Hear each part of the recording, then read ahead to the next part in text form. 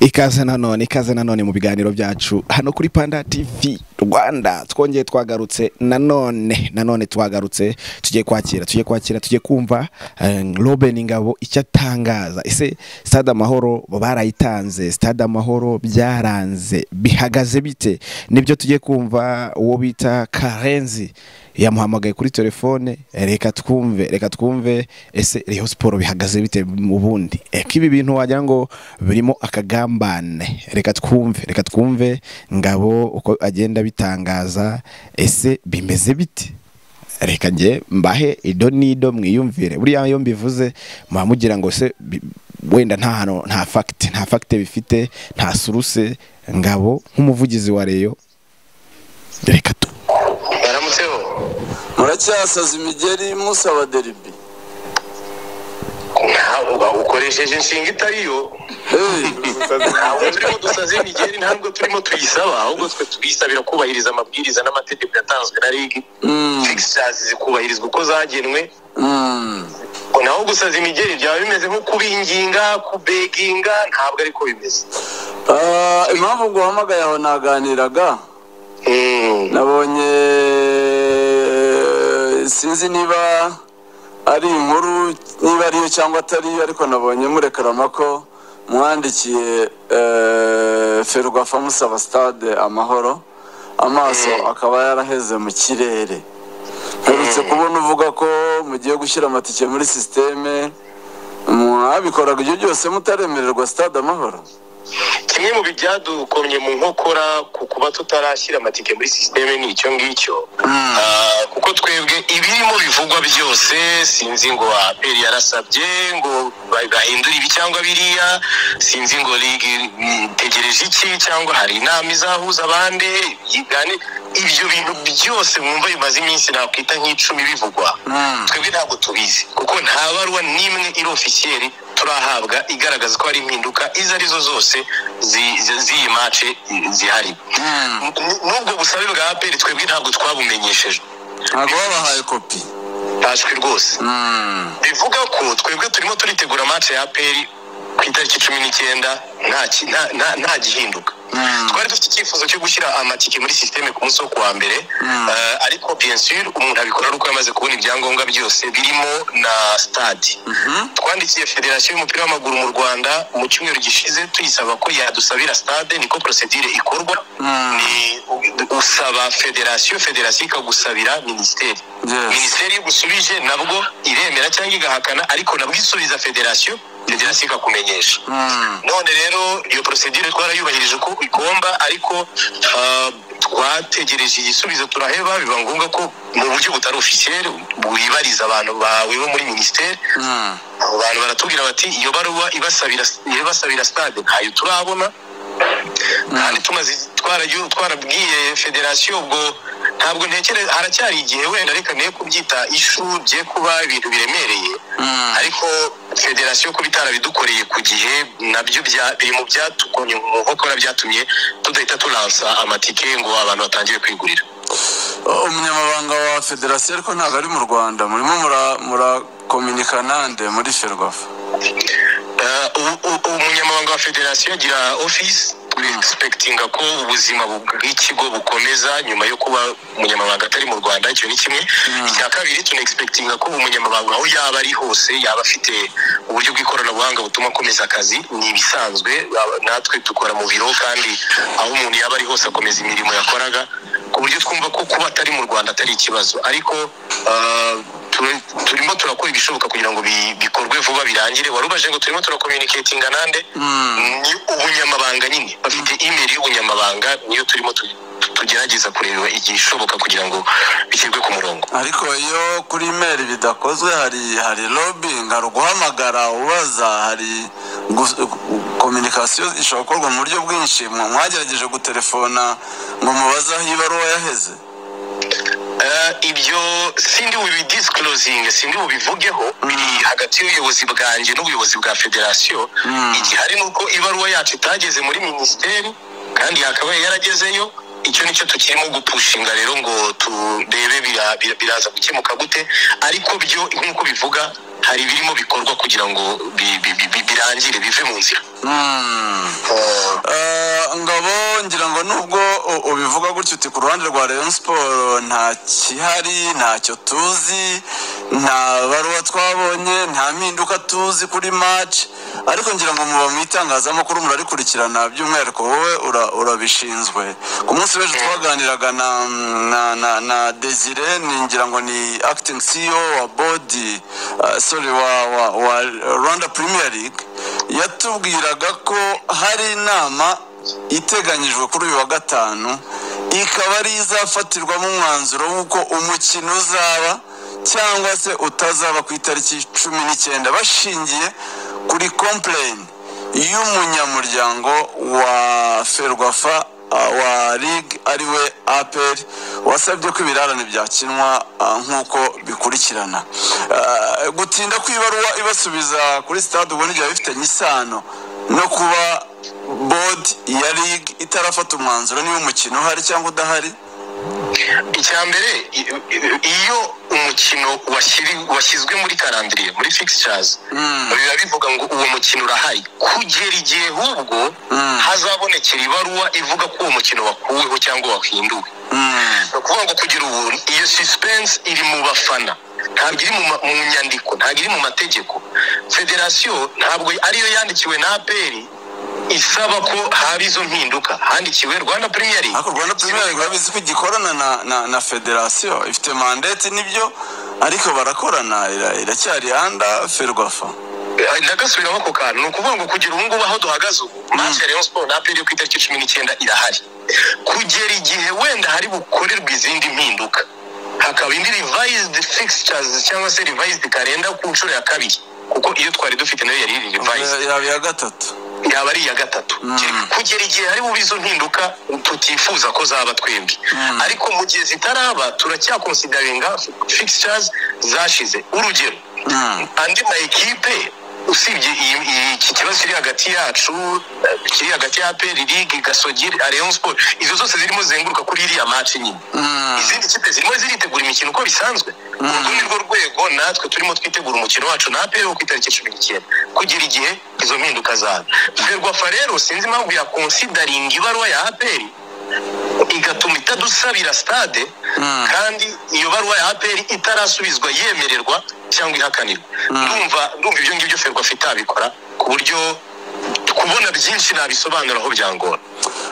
Nubwo uvuga ko mutazi amakuru ayariyo yose kuri ibi ariko hari inama ejo reka nyaguhe hari inama ejo ya Rwanda Premier League Board izafata umwanzuro ngabo nk'umuvugizi in case umwanzuro wazo uvuga ngo umukino uvuyeho muzamenyeshwa ikindi gihe. Ku ruhande rwa Rayon Sport mu bitekerezaho iki? Ku ruhande rwa Rayon Sport ikintu reaction ya mbere twakora no gusaba ingingo z'amategeko zagendeweho kiye kuba gusa ngo APR yasabye kuko ibyo byabaye bishingiye kuri sentiment. Ndagurugero hari iyo equipe bijya biba kenshi mu champion y'u Rwanda mujye mubyumva ama equipe arimo yijujuta muri fixtures badupangiye gusohoka inshuro 3 ntibikwiriye mujye mubyumva kenshi cyane. Ibaze rero biramutse bibaye ko umuntu wese ufite icyo atishimiye muri fixtures ahita yandikira Ligue asaba guhindurirwa ubwo iyo Ligue irumva buryo bya izo champion uburyo yazabigoye twajya duhorana revised calendar kuko buri kipe ubwo yaba yemerewe yabihawe uburenganzira bwo kujya yandika isaba impinduka igahabwa izo mpinduka bitewe nuko APR nayo ntiyaba hakurikijwe amategeko haba hakurikijwe ibiganiro nyine ubwo ni amarangamutima emotion izo zaba zagendeweho. Icyambere twebwe twizeye ubutabera bwa Ligue icyo warubanje kuvuga ngo biramutse bibaye ko twebwe iyo biramutse bibaye ko ntabwo turimo twitekerezaho kubera ko uburyo ibintu bipanze mu buryo bukurikije amategeko biri mu bushobozi muri power za Ligue gupanga fixtures za championnat barazipanze baraziduhaye twarazimenyeshejwe hashize ukwezi kurenga tuzibonye kandi dukomeje imyiteguro y'uwo mukino nta kibazo. Icyambere nuko twizeye ubutabera bwa Ligue ntabwo bakora ayo makosa. Icya kabiri biramutse bibaye rero no yayindi waruvuze ko twasaba ingingo z'amategeko zagendeweho hafatwa uwo mwanzuro twasanga amategeko ahari yumvikana ashyigikira igitekerezo cya APR na Ligue, twakurikiza amabwiriza n'amategeko, twakurikiza calendrier baduhaye. Hanyuma twasanga nta mategeko ahari, ubwo noneho ubuyobozi bwa Rayon Sport bwakwicara bukareba ikindi bwakora. Ariko ngabo hari bamwe abakunzi ba APR n'abandi na bamwe mu bo turi kumwe muri studio dukorana bagira bati amategeko n'ubundi ntiyubahirijwe kuko ntago byumvikana impamvu ikirarane cya Rayon Sport kiza mbere y'ibindi birarane. Gifite uwo mwihariko, gifite iyihe priorite ituma kiza mbere y'abandi? Cyangwa ni naho ruzingiye, niho abakunzi ba APR batabyumva neza. Numva wenda icyo ngicyo mwazakibaza Ligue, twebwe nta kintu twakivugaho. Twebwe icyo twabonye ni fixtures, dufata umwanzuro wo kuzikurikiza nk'uko amabwiriza n'amategeko abiteganya. Mu mategeko agenga shampiyona y'u Rwanda, ubwo buri amategeko agenga amarushanwa ya Ferwafa, ariko hari n'andi mategeko agenga shampiyona y'u Rwanda y'icyiciro cya mbere yatanzwe na Ligue. Mu ngingo zayo za mbere bavuga ko biri mu nshingano za Rwanda Premier League gupanga no kuvugurura imikino fixtures za shampiyona. Biri mu nshingano za Rwanda Premier League gupanga no kuvugurura. Ibyo bakoze biri mu burenganzira bwabo. Impamvu babikoze iyo yo mwazayibabaza, twebwe nta kintu twayivugaho. Ariko twe twubahiriza telke uko amabwiriza twayahawe, kandi twebwe amabwiriza twahawe adutegeka gukina iyi match ku itariki ya 19 kugera igihe byahindukira. Ibyo rero tuzeye ko bitazaba, nta kintu tubivugaho. Bariza Condo niba ari amabwiriza bahawe cyangwa ari ubusabe bwabo ahubwo. Ubushobozi irabufite rwose, yabipanze uko bikwiriye, ubwo tugomba kubyubahiriza. Muri make Rayon Sport mwebwe mu rwose muri abantu bubaha b'imfura ku buryo ikintu cyose Ligue izanye, Ferwafa izanye, nta complaint mushobora kukigira. Iyo kitabangamiye amategeko, kitanabangamiye inyungu zacu, muracyemera? Turacyemera rwose. Ngabo, turetse ibyo tuvuge ko wenda umukino hari cyangwa se nutanaba icyo gihe uzaba ikindi gihe, Rayon Sport yiteguye ite uwo mukino ubusanzwe? Murakoze. Ku kijyanye no kwitegura uyu mukino hari ibintu bibiri bitandukanye. Harimo kuwitegura mu buryo morale cyangwa technique, bya bindi bibazwa abatoza, hakabamo no kuwitegura mu buryo financier bibazwa abayobozi. Ibyo ngibyo birimo birakorwaho mu buryo butandukanye. Mu bijyanye no twateguye imikino ya gicuti, murabizi ko twakina na Mukura Victory Sport ku munsi wo ku cyumweru. Kuri wa gatandatu twifuza gukina na Police FC, ariko Police FC ntiyabonetse. Yari ku munota wa nyuma batubwiye ko uwo mukino batazawitabira umunsi w'ejo, ariko twanumvikanye na AS Kigali, Association Sportive de Kigali. Ukuziye mpamvu Police wahaye izihe mpamvu? Oya, nta mpamvu, ni uburenganzira bwabo kwemera umukino cyangwa kutawemera. Umukino wa gicuti nyine si umukino ufite amategeko yihariye. Batubwiye ko batazaboneka. Hanyuma AS Kigali yo yatwemereye, dufite match ku wa gatandatu saa 9 na AS Kigali, yego, kuri stade ya Kigali Nyamirambo. Ni umwanya mwiza wo kongera kwipima abakinnyi bacu batagiye mu ikipe y'igihugu. Dufite abakinnyi 8 bari mu makipe y'ibihugu atandukanye, harimo abagiye mu ikipe y'igihugu y'u Rwanda nkuru, abagiye mu ikipe y'igihugu y'u Burundi, n'abari muri under 20 yari ikinye ku mugoroba. Abasigaye rero barimo barakomeza imyitozo, nta kibazo. Ubwo ni kuri kote y'abatoza ya technique. Ariko kuri kote ya finance, mwarabyumvise ko mu cyumweru gishize twahembye ukwezi kwa kangahe, kwa 8. Ubwo dusigara ikirarane cy'abakinnyi. Twemereye abantu ko tuba realistic, tukababwiza ukuri. Dusigaranye ikirarane cy'ukwezi kumwe kw'abakinnyi. Ukwezi twarangije. Hanyuma atariyo makuru mfite, uyambwire rwose abifite wowe. Ntago mwahembye abakinnyi bose. Ukwezi gushize hahembwa abari bahari, abari mu makipe y'ibihugu, staff ntago bahembwa. Staff nayo rero nibyo nangiye kukubwira. Amafaranga yabonetse ntiyari ahagije, dufite ibibazo bya mikoro. Y'ukwezi kwa 8 ntabwo yari ahagije.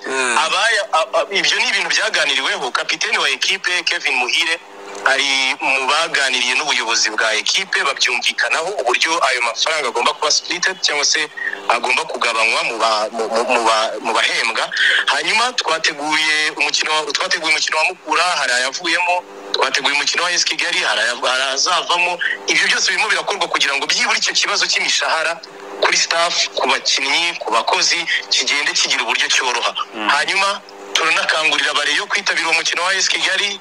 Impamvu rwose nk'uko bivuga hari bamwe bayabona abandi ntibayabone nuko batabonetse. Ikiba gihari ni kimwe, ubuyobozi buganira n'abakozi ba Rayon Sport bakumvikana kuri terme ngo ayanjye nzayabona ryari ku buryo ubu harimo umwuka mwiza muri ekipe ikomeje imyitozo nta kibazo. Ndakangurira rero abareyo kwitabira uyu mukino wa Rayon Sport na AS Kigali. Twanakoze icyo nakwita nka discount. Abakunzi ba Rayon Sport bagiye basaba kenshi ko imikino ya gicuti itaba 3,000 ahasigaye hose bakaba amafaranga 2,000. Twemeye ubusabe bwabo rero itike ya make kuri match ya AS Kigali na Rayon Sport zaba ari 2, ahadatwikiriye 5,000, ahatwikiriye 10,000 muri VIP n'20,000 muri VVIP. Hanyuma ubundi buryo bwari bwo bwose umukunzi wa Rayon Sport ya supportingamo ekipe mu buryo financier nabikore, kubera ko ekipe iri mu bihe bitoroshye kubijyanye n'umutungo, ifite ibibazo bya mikoro. Gusa icyo duprometa abareyo nuko ubushobozi buhari burimo burakoreshwa neza uko bigomba. Uko ngayo Ngabo Robin agenda bisobanura avuga ati batwimye stade, twasabye stade na nubu amaso yaheze mu kirere. Yabisobanuye neza, ndumva nta komanteri nimwe irenzeho ndi bushyireho, gusa mwiyumviye Robin agenda bisobanura etape par etape. Aravuga ati basabye stade basabye stade hakiri kare cyane kugira ngo bije ku murongo. Bayisaba Ferwafa nayo niyo yandika isaba ministere ko hari ikipe ishaka stade ariyo Amahoro. Rero na nubu ngo ntibara stade cyangwa se stade ntibarayibona, kuko babaye bayibonye amatike bahita bayashyira muri systeme, kuko match tariki ya 19 iracyariho. Nubwo Ligue cyangwa se Ligue ifite gahunda yo gukora inama kuwa 5 munsi w'ejo. Rero yo iravuga ati gahunda iracyari yayindi kuko nta kirakorwa. Rero kuba batarahabwa stade ntibazi impamvu, kuba Ferwafa itarandikira ministeri yaka stade ntago bazi impamvu. Rero ini byagiye asobanura ibiryo bijyanye n'umushahara, asobanura n'ibijyanye n'imikino ya gicuti dufite Rayon Sport ifite mu iminsi. Ibyo byose abakunzi ba Rayon Sport babyiyumviye, ndumva nta commentary nini nashyiraho cyane. Gusa birababaje, harimo ibintu bigiye bibabaje cyane muri Rayon Sport nibijyanye no guhemba. Barakubwira ati twahembye abataragiye mu ikipe y'igihugu, kuko ikipe y'igihugu hari ababonye amaprime, ariko abasigaye mu ikipe nta kintu babonye. Staff nayo yarirengagijwe kubera ko amafaranga ni make. Baravuze ati reka dukusanyirize hamwe aya twagiye tubona ku kibuga, duhemba abakinnyi batayabashije kujya mu ikipe y'igihugu na staff biretse. Imikino ya gicuti turi kugenda dukina niyo ivamo agafaranga tugenda duhemba bano bakinnyi. Ngaho nguko reka turebe ko twakumva Kwizigira nawe ibyo adutangariza ku ikipe y'igihugu, ku bijyanye n'ikipe y'igihugu, kuko ikipe y'igihugu nayo iri iyo bita Abuja muri Cote d'Ivoire. Ikipe y'igihugu y'u Rwanda nihiri. Rero sinzi niba twakwakira, reka twumve gatoya uwo bita Kwizigira Jean Claude bakunda kwita Ari. Buta cyane ntabwo ngutindana cyane, turacyafite n'ingingo zo kuganira ku byatangajwe na perezida w'ishyirahamwe ry'umupira w'amaguru mu Rwanda, ariko duhe ishusho y'ikipe y'igihugu Amavubi imaze gukora aho ngaho ya Abidjan. Iyi kuvamo hageze wahasanze abasore bamaze kuhasesekara, ese abakinnyi baturutse amahanga bamaze kuhagera, bamaze gukora imyitozo sesiyo zingahe? Twinjizemo neza duha amakuru y'aho ngaho ya Abidjan. Urakoze cyane Lorenzo, ngira ngo ejo nahoze bisobanura mu rubuga rw'imikino. Ntabwo ikipe kuva yakora urugendo yahagurutse i Kigali ku cyumweru mu rukerera saa 7:30 yageze hano kuwa mbere ku isaha ya saa 10 z'umugoroba. Ubwo birumvikana iyo bivuze saa 10 za hano ni saa 12 z'i Kigali mu Rwanda. Ntabwo umutoza yigeze yifuza kunaniza abakinnyi, yaravuga ati mugende muryame mu ruhuke, kubera ko nawe urabyumva urugendo rw'amasaha nka 12 mu ndege abantu baba bananiwe uretse ko mu by'ukuri Lorenzo hari ikintu abanyarwanda bakwiriye kwishimira tumaze kugira abakinnyi b'aba pro navuga ngo bamaze kumenya ko umupira ari ubatunze bakaba barabigize umwuga nubwo umutoza yabaretse akavuga ati mutuze muryame muruhuke tuzakora imyitozo hari abakinnyi bamwe na bamwe bavuga ngo ntago nshobora kuryama nakora imyitozo urugero nka Fitina Ombalenga bamutsinze Ange n'abandi bagiye bajya muri gym bakavuga ngo reka mbanze nkora imyitozo yanjye ku giti cyanjye mbere ko njya kuruhuka so imyitozo yabaye ni imyitozo yabaye ku munsi w'ejo ariko mu by'ukuri ni imyitozo yabaye ku munsi w'ejo yabereye kuri Lycée Notre Dame de Cocody ni kibuga cy'ubwatsi gikorerwaho imyitozo ni ikibuga cyubatse mu ishuri rya secondaire ariko birumvikana ni ikibuga cy'ubwatsi kinazitiye ntabwo abana wenda ubwo mvuga ngo mu ishuri rya secondaire abantu batagira ngo barahakinira ni ubwatsi bwiza cyane buvomererwa ni ibibuga byubatswe urabona ko muri iki gihugu niho baheruka kwakira igikombe cya Afurika ni ibibuga byubatswe kugira ngo bijye bikoreshwa nk'ibibuga by'imyitozo ni nawe ikipe y'igihugu ya Misiri yakoraga imyitozo ni ikibuga cyiza cy'ubwatsi ku munsi w'ejo rero niho imyitozo yabereye yabaye ku isaha ya 10 z'umugoroba hano ni 12 z'Kigali mu Rwanda ni imyitozo navuga ngo yabaye imyitozo y'ingufu nuko bihagaze nuko kwizigira agenda avuga ko imyitozo bari kugenda bayikora neza bitegura ikipe ya Benin umukino bazakina ku itariki 11 ku itariki 15 bagahita bazana bagakina undi mukino hano i Kigali kuri Stade Amahoro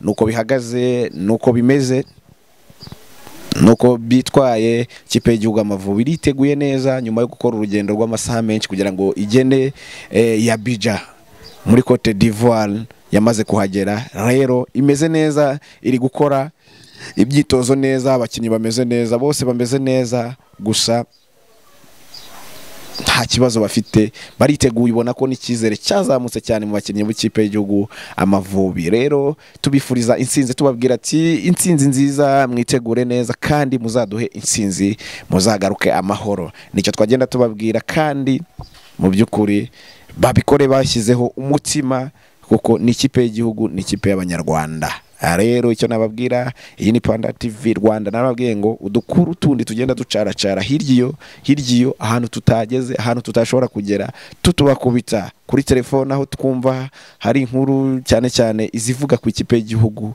n'izivuga ku ikipe z'abanyarwanda ikipe z'abafana benshi tuzibagezaho rero makuru yacu nakagarukano kuri Panda TV Rwanda this is Panda TV Rwanda yewe ndi SP Panda makuru yacu nakagaruka